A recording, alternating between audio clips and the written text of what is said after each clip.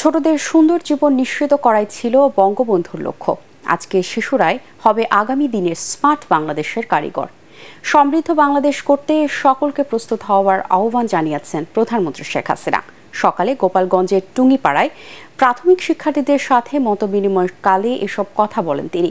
শেখ হাসিনা বলেন, আমাদের দুর্ভাগ্য যে ৭৫ পরবর্তী সময়ে এদেশের ইতিহাস মুছে ফেলার চেষ্টা করা হয়েছে। আনিসুর রহমান সোহাগের ক্যামেরায় বিস্তারিত জানাচ্ছেন সৈয়দ রিয়াজ। প্রধানমন্ত্রী গোপালগঞ্জ সফরের দ্বিতীয় দিনে টঙ্গিপাড়া মাল্টিপারপাস পৌর সুপার মার্কেট পরিদর্শন করেন।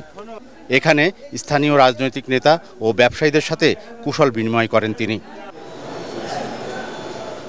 এর আগে টঙ্গিপাড়া জিটি মডেল সরকারি প্রাথমিক বিদ্যালয়ে বঙ্গবন্ধু কর্নার উদ্বোধন করেন প্রধানমন্ত্রী। পরে সেখানে এসো বঙ্গবন্ধুকে জানি শীর্ষক অ্যালবামের মোড়ক উন্মোচন করেন শেখ হাসিনা। এ সময় প্রধানমন্ত্রী প্রাক প্রাথমিক শিক্ষার্থীদের সাথে কথা বলেন এবং তাদের খোঁজ খবর নেন।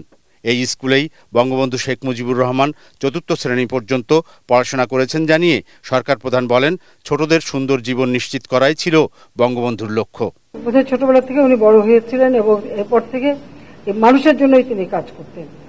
নিজের জীবনের কোনো সুখ সুবিধা কিছু দেখেননি, শুধু একটাই ছিল এদেশের মানুষকে কিভাবে এই দারিদ্র্যের হাত থেকে মুক্তি দেবেন, কিভাবে একটা উন্নত জীবন দেবেন এবং ছোট্ট শিশুরা যেন একটা সুন্দর জীবন পায়, সেটাই ওনার জীবনের লক্ষ্য।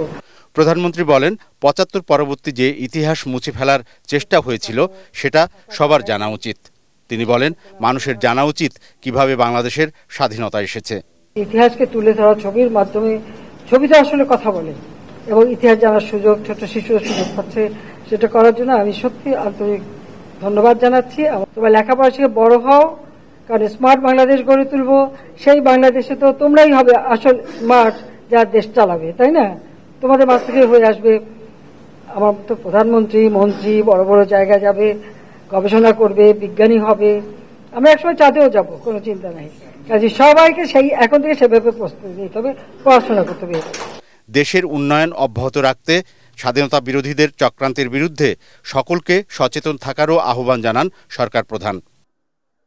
সৈয়দ রিয়াজ, এটিএন বাংলা, টঙ্গিপাড়া, গোপালগঞ্জ।